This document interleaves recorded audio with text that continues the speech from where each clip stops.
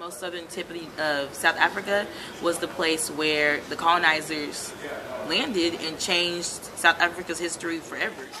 We are at our best when we are helping others. I say PV, you say you know.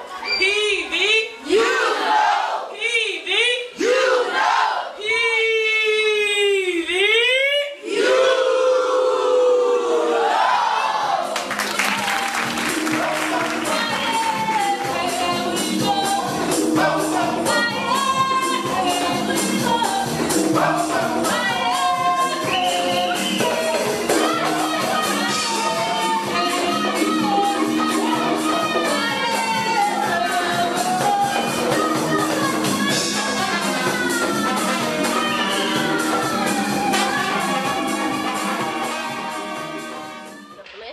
Just hit me yesterday, like how we're so fortunate to have this opportunity to actually be here from Houston, Texas, and experience everything that we've been experiencing. I mean, from the very influential and important people that we met yesterday to like the Visiting Slave Lodge, Parliament, and yesterday just really like gave me life and energy as to like look forward to what's to come next. Like I was just like, wow, this is only the beginning of the trip. We have a whole nother week here, so I was really inspired, as everybody was saying, and also it was just like a true blessing. I was like, just thank you guys for actually having selected me as to be a part of this. I'll get you close so I can get to him, Elan. Who can tell me, what's the difference between deer and antelope?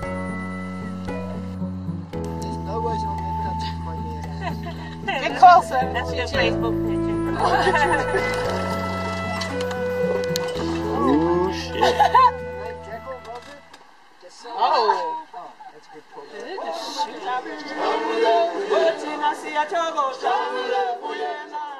In the arts and our kind of business, you always have to justify why you want to do it, or why it's needed, or why it's authentic, or why you can study in that, why that's a major. You know, you always have to justify what you do. And for it to just be embedded was such a gift to me, because they didn't have to justify it. Music and the arts. Really? That was my favorite part of the day. Halle Garris.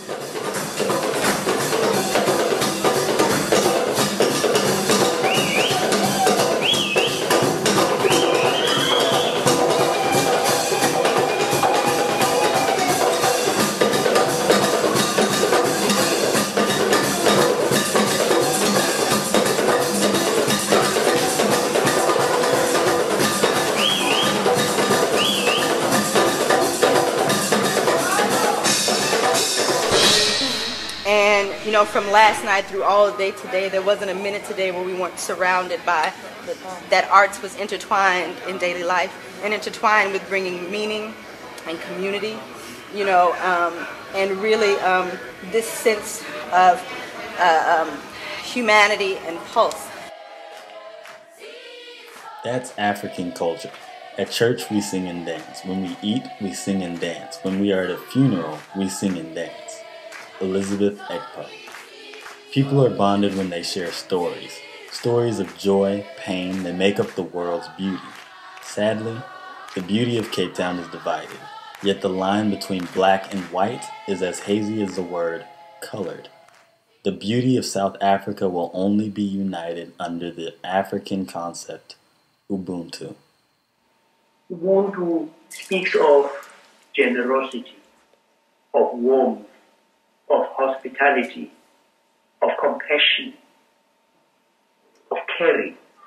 When we connect as human beings and we share our stories, and then we can start putting out ideas there that we can deconstruct, that we can then reconstruct, co-constructively. So it's rethinking what we think thinking is, and what knowledge is, and how knowledge is produced.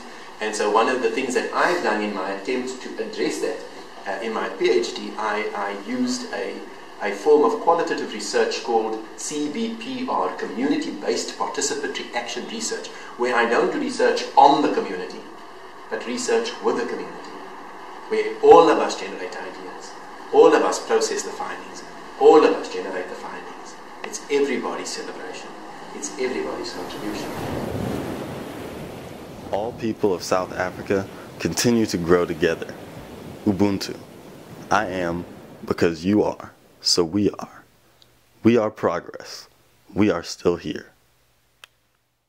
This prison was built 1963 and completed 1964. It was built by prisoners themselves, that is political prisoners and common law prisoners. And during those years, prisoners were housed in the old prison, which was situated on the northern part of this island, which is this side. And they were expected to occupy these cells while the floor was still wet. And during those years, black prisoners were given only short pants, no underwears, no socks, no shoes. But we'll talk about that later. We are now here in the main entrance of this prison, as newcomers coming from Marais Harbour being changed to escorted by white warders. This door was always locked for 24 hours, just like this. Yeah, one of the warder will knock here like this time here. And the one inside will keep through this hole to check who's knocking before he opens up this door and allow the newcomers to come in. That's why white people can succeed, because it is normal for them to succeed. Akamile Mzimela, a South African. The children who go to school in the townships have very limited resources. For those kids, it's normal to make do with what they have. Today, we may not be able to change what is normal for people who live in the townships, but over time, we can make a difference by giving what we can, our time and our ears. And when we got to the townships today, it just hit home that it's not far from the city, not far from what we've been seeing the whole time, and it's complete isolation. And I don't know how the government allows it to be in the condition it's in, because it's suffering. To me, in my eyes, that's suffering. Studying abroad doesn't just mean, it means to study, and we study, but now it's time to use what we learned and be submerged in everything, and help the information that we've learned help us to understand how this country works, and then put in our service to help it get better.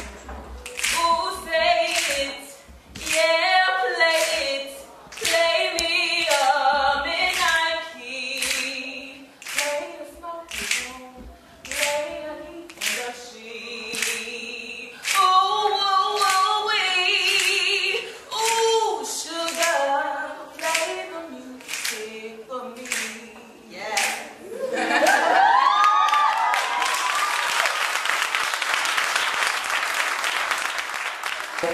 What can you advise to us? What can we do so that we can choose the right subject for us? So just try everything. You might not be good at math, but you don't know that. You might not be good at all of the sciences, but you don't know that yet. So just jump in and try it. You might want to be a teacher, you might want to be an actor, but you don't know until you try. So just give everything a chance. Have an open heart and open mind. They just wanted to touch us. They just wanted to interact with us. And I think what was most exciting to them is that we look like them.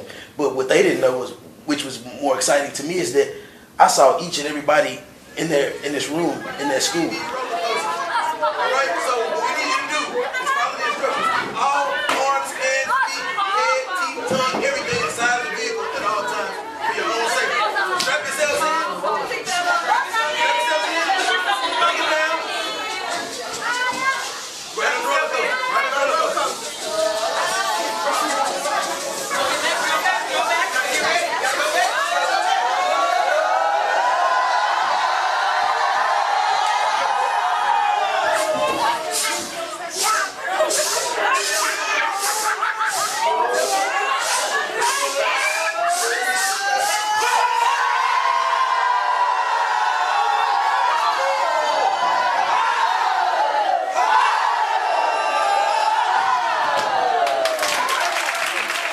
Here you have people who have basically nothing, but they're always there in a servant capacity. They didn't mind talking to you. To the children playing music in the classrooms, really enjoyed that. It brought a smile to my face when these children were happy. Just with these little things made them happy. No Xbox or PS3 was needed. Just music, smiles, cameras, and candy, and that's it.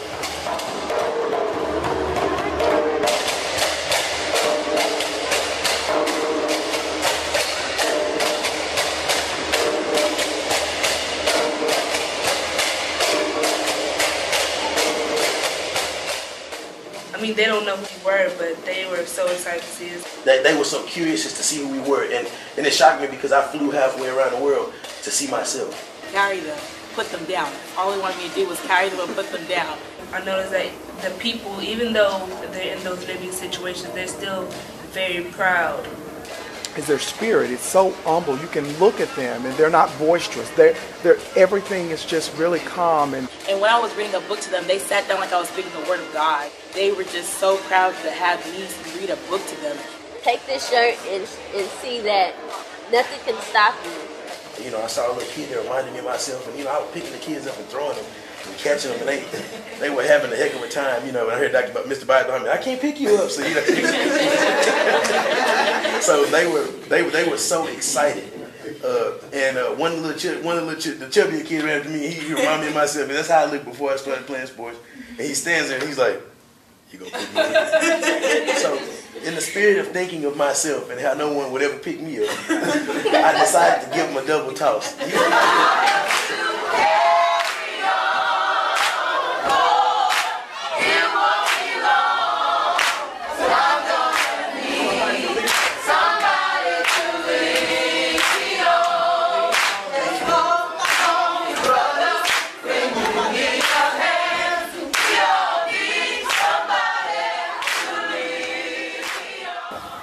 Two premature babies for you, and they are HIV positive. I said, no, social worker. I don't want babies. I've got this 2 years. I don't know what to do.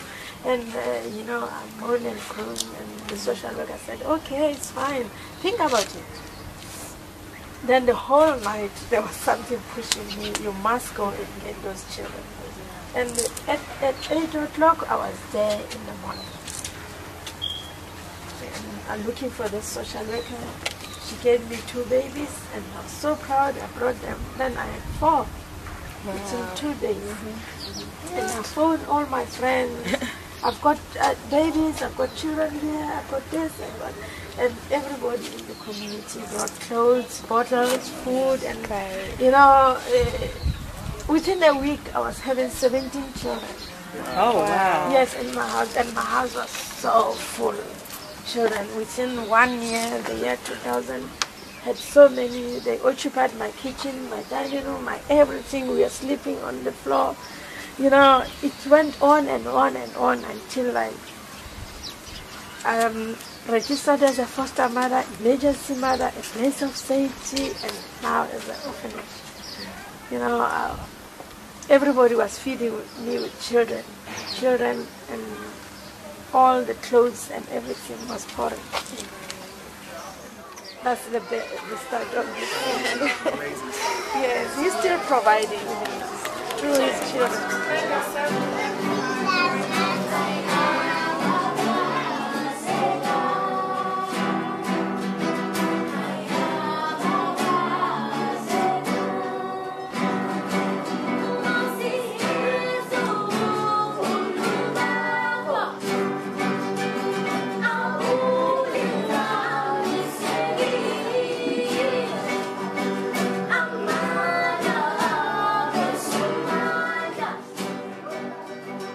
The genuine reception of the kids was amazing. Kimani Hagerman. The frog's large pop eyes. Popeyes give it good all-round vision, in and out of the water. How do I say your name?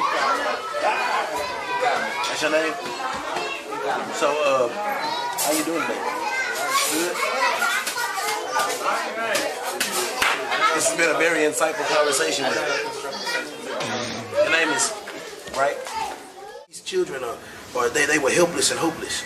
And she was there. And as hard as it is to care for somebody in their last moments, she still did that. And she was there. And she, like Dr. Trescott said, her heart was broken time and time again. And then, you know, just to think of how so many precious children could be treated that way by a system because of color.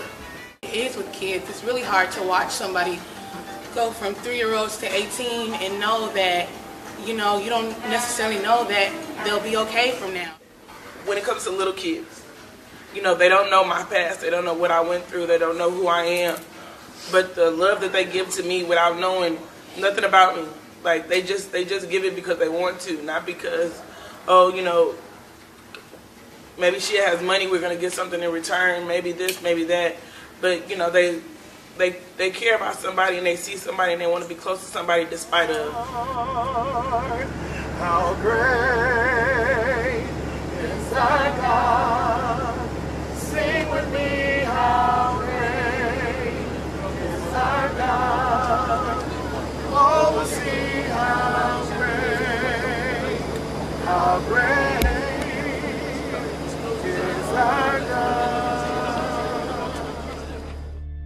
First-class leaders, future leaders, that won't ever just be leaders in the United States, but will be leaders in the world. To me, I've seen that people here don't want to address deeper issues. I've had several conversations with people about this, but deeper issues about race and how we look at ourselves and perceive each other. And so I now know from these last couple of days that is part of the work that I have to do, and I think it will ever be a part of my artist statement and my mission. With engineering, I want to help communities. I want to help bring up communities through introducing them to technology in a way. And I know to do that, I have to know what problems that they do have, so this has helped me out with that also.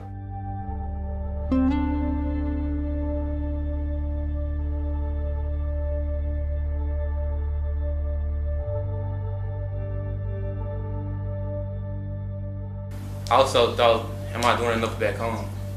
Because there are people back in Hillster, back at Prairie View who are in those same conditions, and maybe we're not doing enough for those people.